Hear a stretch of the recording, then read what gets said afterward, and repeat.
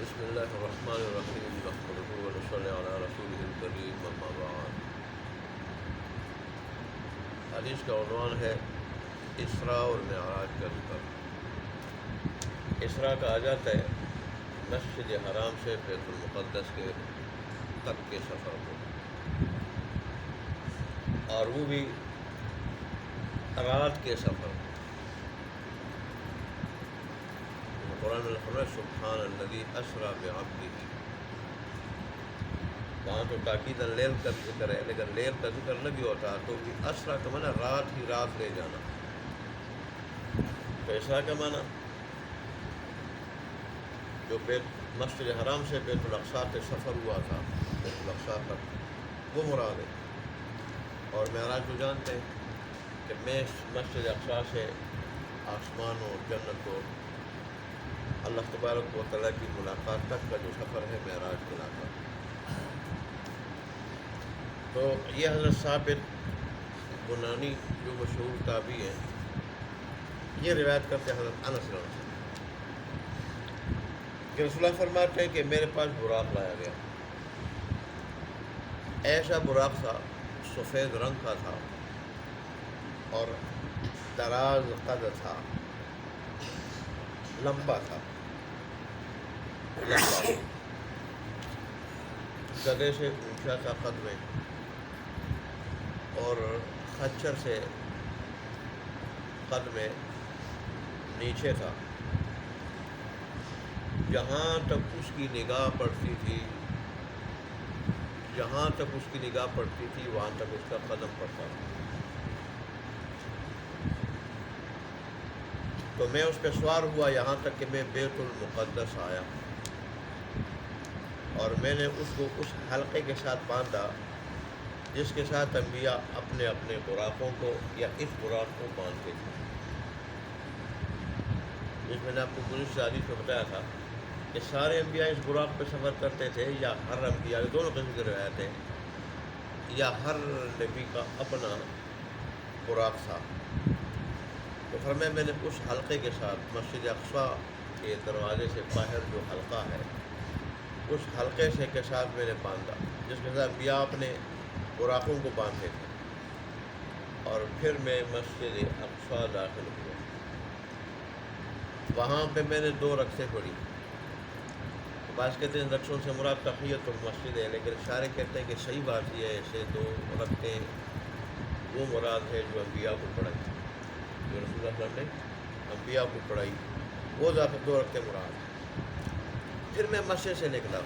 جب میں مسجد سے باہر نکلا تو جبرائیل آ گئے۔ ان کے پاس کیا تھا، ایک برتن میں شراب تھی اور ایک برتن میں دودھ تھا۔ یہاں لے کے 2 برتنوں کا ذکر ہے، ایک میں شراب کا اور ایک میں دودھ کا، اور گزشتہ حدیث میں 3 برتنوں کا ذکر ہے، ایک میں شہد کا بھی ذکر تھا۔ تو وہاں پہ شاعر نے یہ بتایا تھا کہ جو 3 برتنوں کا جہاں ذکر ہے وہ اوپر سدرۃ المنتہا کے پاس، وہاں پہ 3 برتن لائے گئے تھے، اور جو 2 برتن کا ذکر ہے یہ مسجد اقصیٰ۔ اور یا پھر راوی نے اختصار سے کام لیا، 2 برتنوں کا ذکر کیا، ایک وہ جو رسول اللہ نے چھوڑا اور ایک وہ جو رسول اللہ نے منتخب فرمایا۔ تو رسول اللہ نے فرماتے ہیں کہ میں نے شراب کو چھوڑ کے دودھ والا جو برتن تھا وہ میں نے لے لیا۔ تو جبرائیل کہنے لگے کہ آپ نے فطرت یعنی دین اسلام کو منتخب کیا، دین اسلام۔ اور گزشتہ حدیث میں یہ بھی آیا تھا کہ اگر آپ شراب کو لے رہے تھے تو پھر اس سے آپ کے فتنے میں آپ کی امت میں فتنہ و فساد برپا ہو جاتا،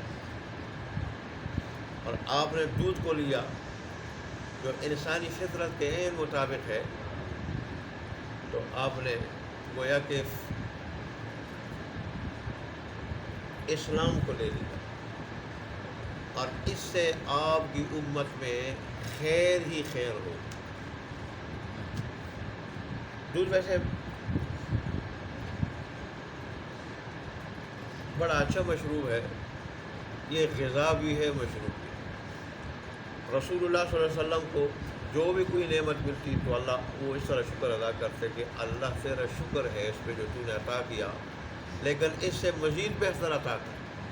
اور جب دودھ ملتا تھا رسول اللہ فرمایا کرتے تھے کہ اللہ تبارک و تعالیٰ تیرا لاکھ لاکھ شکر ہے کہ تو نے مجھے یہ نعمت عطا کی دودھ والی، اور اس میں اضافہ فرما، یہ نہیں فرماتے سے بہتر عطا فرما، اس میں اضافہ فرما، یہ رسول اللہ صلی اللہ علیہ وسلم فرمایا کرتے ہیں۔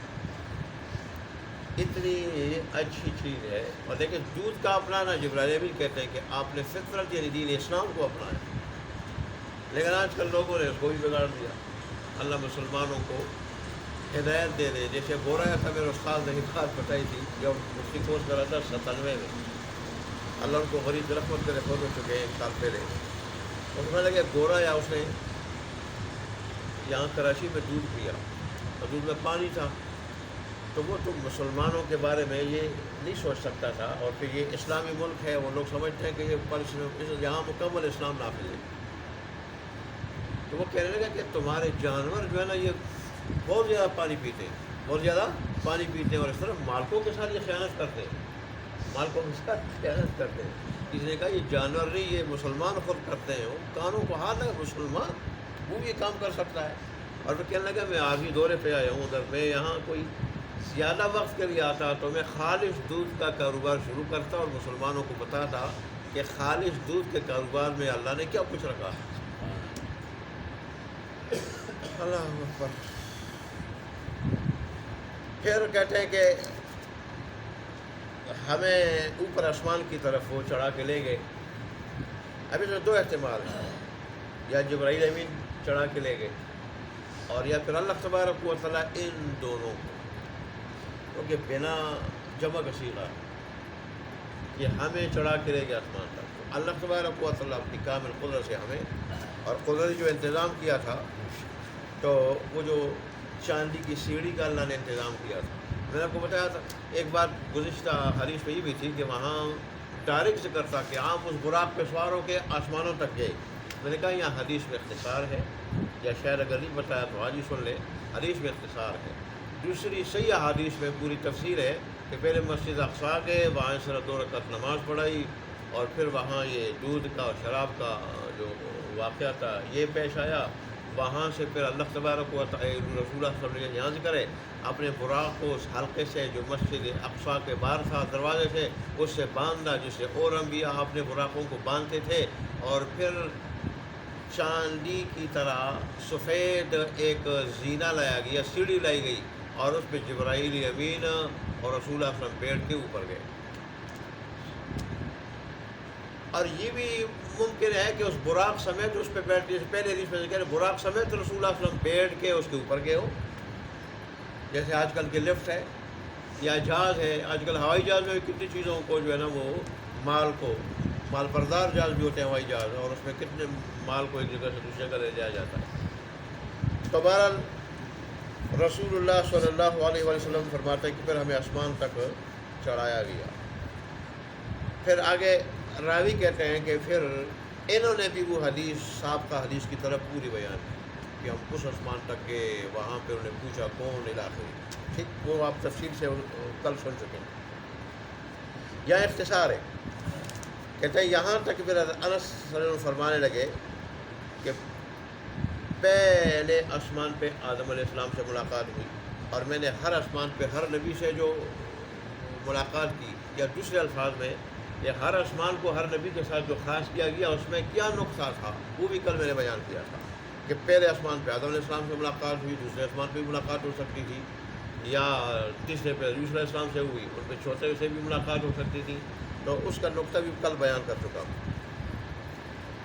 کہتے ہیں کہ اچانک میں نے دیکھا آدم علیہ السلام ہے، تو انہوں نے مجھے مرحبا یعنی خوش آمدید کہا، اور پھر میرے لیے دعائے خیر کی۔ اس حدیث میں دعائے خیر کا ذکر نہیں تھا، میرے لیے دعائے خیر کی۔ اور پھر تیسرے آسمان پہ میں نے دیکھا کہ اچانک یوسف علیہ السلام کھڑے، اور میں نے دیکھا کہ ان کو آدھا حسن عطا کیا گیا، آدھا حسن عطا کیا گیا۔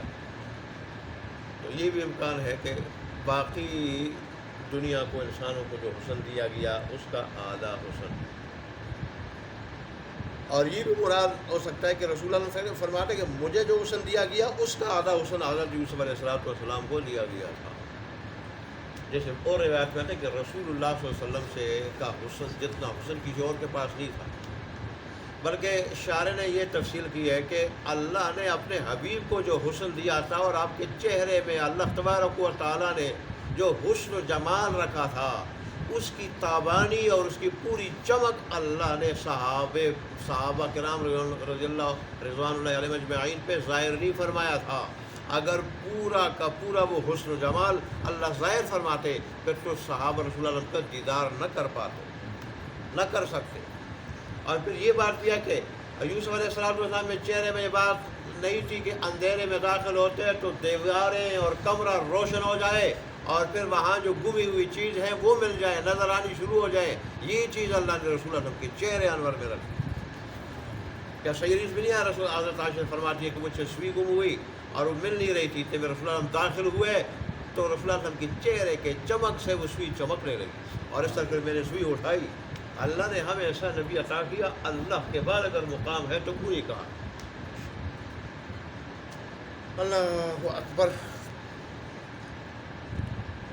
بات پھر لمبی ہو جائے گی، زندگی رہی تو اگلی حدیث میں انشاءاللہ. ٹائم بھی ہو چکا ہے، کوئی 10 منٹ ہو چکے ہیں، تو آدھی سے زیادہ حدیث رہتی ہے تو وہ زندگی رہی تو کل انشاءاللہ بیان کرتے ہیں. اس طرح قرآن و حدیث کی مجلس میں بیٹھا کریں. قرآن و حدیث کی مجلسوں کی اپنی جو برکات ہیں، اللہ اور اس کے رسول کی باتوں میں اپنا اثر ہے، اور اس اثر سے دل کی کایا پلٹتی ہے، زندگی میں انقلاب آتا ہے اور آدمی حقیقی مسلمان بن جاتا ہے. اللہ تبارک و تعالی ہمیں قرآن و حدیث کی باتیں 100% اخلاص کے ساتھ سننے اور سنانے کی، اور پھر 100% اخلاص سے 100% مکمل عمل کرنے کی توفیق عطا فرمائے. وآخر دعوانا الحمدللہ رب العالمین.